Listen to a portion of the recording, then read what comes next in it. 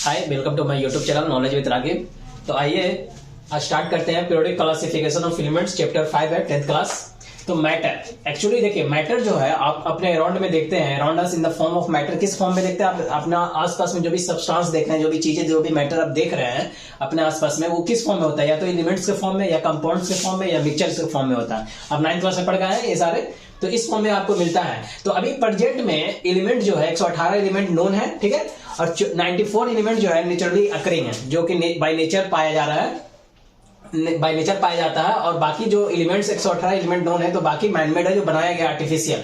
ये periodic classification of elements. तो basically हम लोग एलिमेंट्स के बारे में पढ़ रहे हैं। तो देखिए, अर्ली अटेम्प्ट जो था, तो ये एक अपने आप में चैलेंज था चीजों को अरेंज करने का, कि किस तरह से ग्रुप किया जाए उसके प्रॉपर्टीज के हिसाब से। जैसे अर्ली अटेम्प्ट जो था at the classification of element, वो किस तरह से रखा गया था, किस तरह से अटेम्प्ट लिया गया था, किस तरह से कोशिश किया गया था कि एलिमेंट को हम क्लासिफाई करें, ठीक है, वो किस तरह से अटेम्प्ट किया गया था, किस तरह से कोशिश किया गया था, उसको हम देखते हैं। तो सम प्रॉपर्टीज के हिसाब से वो चीजें की गई थी, ठीक है, कुछ प्रॉपर्टीज के हिसाब से चीजों को अरेंज किया गया था, अटेम्प्ट किया गया था चीजों को अरेंज करने के लिए। जैसे अभी आप शॉप में अगर आप जाइएगा तो वहां क्या देखते हैं? बिस्किट्स देखते हैं, सोप देखते हैं। तो उसको किस तरह से अरेंज करता है? बिस्किट को बिस्किट की जगह रखता है, सोप जो होता है उसको सोप की जगह रखता है। तो बिस्किट बिस्किट की जगह होता है, सोप सोप की जगह होता है। सोप में भी अगर बाथिंग है, वॉशिंग है, तो बाथिंग सोप को अलग रखेगा, वॉशिंग सोप को अलग रखेगा। तो एक उसके प्रॉपर्टीज के हिसाब से उसको अरेंज करता है। तो ये क्या है? कन्वीनियंट तरीका है। अब देखिए, तो सबसे पहले ये क्या हुआ कि फर्स्ट पहले जो चीजों को अरेंज किया गया था वो बाय मेटल्स, नॉन मेटल्स के हिसाब से कैटेगराइज किया गया था। फिर आप देखिए, उसके बाद जो आता है, फिर एक आते हैं डॉबरेनियस ट्राइड्स। तो ये जो था डॉबरेनियस ट्राइड्स, तो इसके थ्रू अरेंज किया गया था एलिमेंट को with similar property into group. Similar properties वाला जो एलिमेंट था उसको क्या किया गया? ग्रुप में डाल दिया, एक ग्रुप में डाल दिया गया सिमिलर प्रॉपर्टीज वाला एलिमेंट को। इसमें क्या किया गया? देखिए, सम ग्रुप बनाया। जैसे ट्राइड्स क्या है? ट्राइड्स ग्रुप को ही बोलते हैं। तो एक्चुअली सम ग्रुप्स बनाया जिसमें 3 ईच एलिमेंट रखा। एक उसने ग्रुप्स बनाया जिसमें 3 ईच एलिमेंट रखा। जैसे ये देखिए, इसने एक ग्रुप्स बनाया जिसमें क्या किया? तीन एलिमेंट एक में रखा। तो एक एलिमेंट, 2 एलिमेंट, 3 एलिमेंट। तो सम ग्रुप्स बनाया जिसमें 3 ईच एलिमेंट रखा, 3 एलिमेंट रखने की कोशिश किया। और इस तरह से इसने रखने की कोशिश किया कि जब पहला को ये एलिमेंट को उठाते हैं और ये एलिमेंट को उठाते हैं, ठीक है, और ये जो अरेंज इस तरह से किया है वो उसके इंक्रीजिंग एटॉमिक मास के हिसाब से रखा है। ये लिथियम का जो भी एटॉमिक मास होगा, सोडियम का जो भी एटॉमिक मास होगा, पोटेशियम का जो भी एटॉमिक मास होगा, तो ये इंक्रीजिंग के हिसाब से लिथियम का कम होगा, उसके बाद सोडियम का ज्यादा होगा और पोटेशियम का ज्यादा होगा, उसके बाद नीचे पोटेशियम का। तो नीचे जाएंगे जब आप ग्रुप में, ऊपर से नीचे जब आइएगा, तो आपको ये जो अरेंज किया गया है वो इंक्रीजिंग एटॉमिक मास के हिसाब से अरेंज किया गया है, इंक्रीजिंग एटॉमिक मास के हिसाब से अरेंज किया गया है। और अरेंजमेंट इस तरह से होना चाहिए कि जो बीच वाला है, सेकंड वाला को जब उठाते हैं और पहला वाला और तीसरा वाला का जब हम एवरेज निकालते हैं, इसका एटॉमिक मास प्लस इसका एटॉमिक मास करके और जोड़ने के बाद उसको 2 से डिवाइड करते हैं, तो हमारा ये सेकंड वाला जो है उसका उसके बराबर आना चाहिए। इस तरह से उसने अरेंज करने की कोशिश किया जब, तो इसका जो है एक्चुअली उस वक्त तक नॉन एलिमेंट बहुत थे, ऐसा नहीं था। 53 एलिमेंट के आसपास डॉबरेनियर्स के ट्रेड के उस वक्त भी इतना एलिमेंट नॉन था, बट ये एक्चुअली वर्क नहीं कर पाया, ठीक है। जैसे आप लिथियम, सोडियम, पोटेशियम में आप देखते हैं, या calcium, strontium, barium, chlorine, bromine, iodine, तो आप निकालने की कोशिश कीजिएगा तो कुछ में होगा, कुछ में नहीं होगा। जैसे क्लोरीन, ब्रोमीन, आयोडीन एक सेम प्रॉपर्टीज के हिसाब से इसको अरेंज किया, जो कि साल्ट फॉर्मिंग है। ये आपका क्या है? कुछ चीजें जो साल्ट फॉर्मिंग है, कुछ है जो आपका अल्कली है, कुछ है जो आपका अल्कलाइन मेटल है। तो अल्कली है, कुछ अल्कलाइन मेटल है, उसके हिसाब से उसने अरेंज करने की कोशिश किया चीजों को।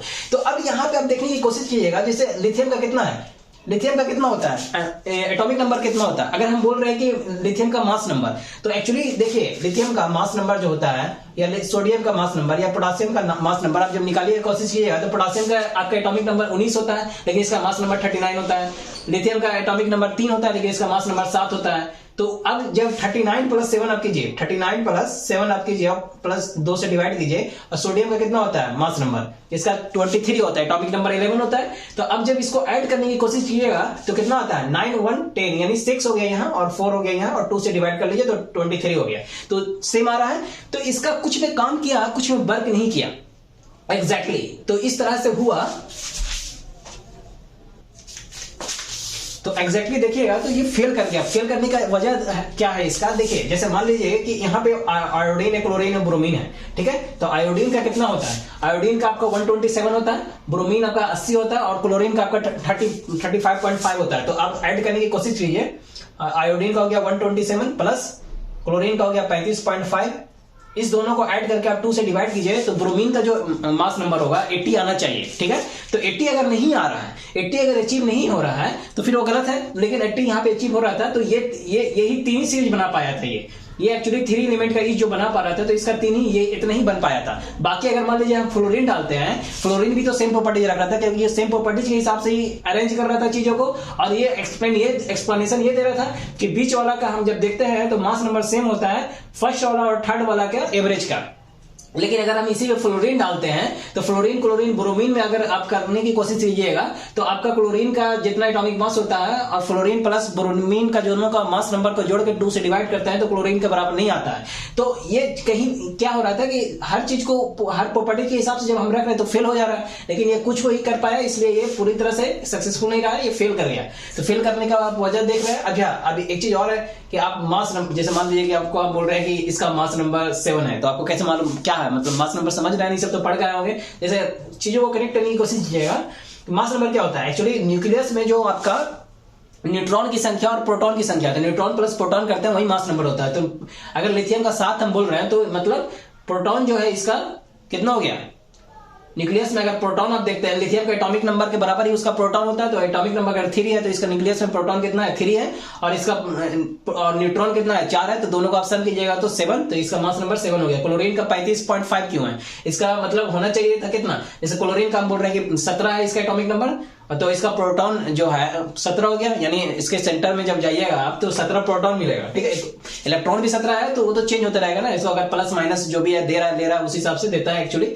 तो वो छोड़िए, सिनेरियो वहां नहीं है, सिनेरियो यहाँ है कि क्लोरीन का आपका जो है, क्लोरीन का आपका क्या है 35.5 है। क्यों है 35.5, तो एक्चुअली ये आइसोटोप बनाता है, ये सब पढ़ के आए होंगे आप, आइसोटोप बनाता है, नेचुरली पाया जाता है आइसोटोप, इस वजह से उसका क्या होता है कि 75% जो होता है और 25% ये मिलता है आपका नेचुरल अकरिंग में, जो कि आपका क्लोरीन जो होता है एक 35 में मिलता है, एक आपको कितना में मिलता है, एक आपको 35 से मिलेगा, एक 37 से मिलेगा। तो आप इसी का 75/100 करके निकालिएगा, प्लस 37/100 करके निकालिएगा, उसके बाद सम कीजिएगा, तो आइसोटोप की वजह से ये इसका होता है, ठीक है। तो वो आपको कितना हो जाएगा, वो आप निकालिएगा तो 35.5 आता है, तो उस वजह से क्लोरीन, तो खैर वो सिनेरियो यहाँ पे नहीं है। तो मैं बताने की सिर्फ कोशिश ये कर रहा हूँ, इस वजह से ये क्या हुआ, चल नहीं पाया, ये मतलब आपका फेल कर जाता है। उसके बाद इसका न्यूलैंड्स लॉ ऑफ ऑक्टेव आता है, ठीक है, ऑक्टेव्स ये जो आता है, इसमें क्या किया इसने अरेंज किया, नोन जितना एलिमेंट था उसको अरेंज किया इंक्रीजिंग एटॉमिक मासेस के हिसाब से। इसने भी क्या किया, इंक्रीजिंग एटॉमिक मासेस के हिसाब से अरेंज किया, लेकिन उसने जो इंक्रीजिंग एटॉमिक मासेस किया वो डाउन किया था, अब से ऊपर से आपको नीचे तक आना था। उसमें किस तरह से ऊपर से नीचे तक आना था, तो पहला, फिर दूसरा, फिर तीसरा, और इस तरह से कि दूसरा वाला आपका था, पहला और तीसरा का मास नंबर का जब सम करके 2 से डिवाइड कर रहे थे तो दूसरा वाला के बराबर आना चाहिए था।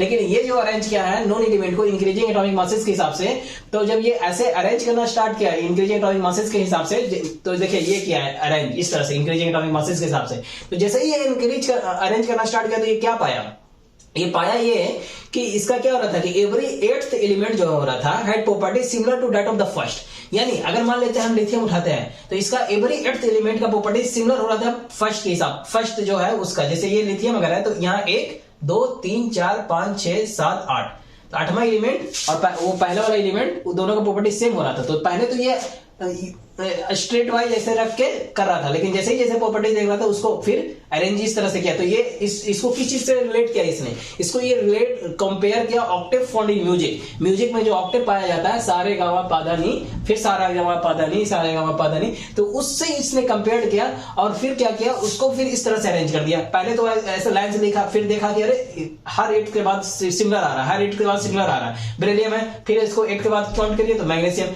तो ये ऐसे अरेंज करने के बाद देखा कि ये यहाँ हाइड्रोजन है, यहाँ लिथियम है, तो लिथियम के बाद जो 8वां आ रहा है उसका सेम आ जा रहा है, बेरिलियम के बाद जो इसके बाद जो 8वां आ रहा है मैग्नीशियम, उसका प्रॉपर्टी सेम हो जा रहा है। तो उसने फिर इस तरह से अरेंज कर दिया उसको, क्योंकि उस ऑक्टेव जो फॉन्ट होता है म्यूजिक में सारे गामा पादा नी, उस हिसाब से उसको अपना कंपेयर करके इस हिसाब से उसने वो अरेंज किया। लेकिन क्या हुआ एक्चुअली उस समय तक थोरियम 56 एलिमेंट है, हाइड्रोजन पहला एलिमेंट है था, तो थोरियम मतलब 56 तो 56 नॉन एलिमेंट था, बट ये भी सक्सेसफुल इसलिए नहीं हो पाया क्योंकि लेटर डिस्कवर्ड, इसने अपने माइंड, इसने दिमाग में ये रख रखा था कि इसके बाद अब कोई एलिमेंट नोन नहीं होगा। लेकिन इसके बाद भी लेटर जब डिस्कवर्ड हुआ नया एलिमेंट्स, तो क्या हुआ कि ये जो इसका प्रॉपर्टी जो है डिडंट फिट किया इनटू लॉ ऑफ ऑक्टेव्स, जो और पाया गया है तो उसको जब देखा गया इसमें फिट करने के लिए, तो वो फिट नहीं हो पा रहा था। लॉ ऑफ ऑक्टेव जो ये दे रहा था वो फिट नहीं हो पा रहा था। और इसका जो प्रॉपर्टीज है, तो ये क्या किया, फिर ये चीजों को अजीब अजीब तरह से अरेंज करने की कोशिश किया।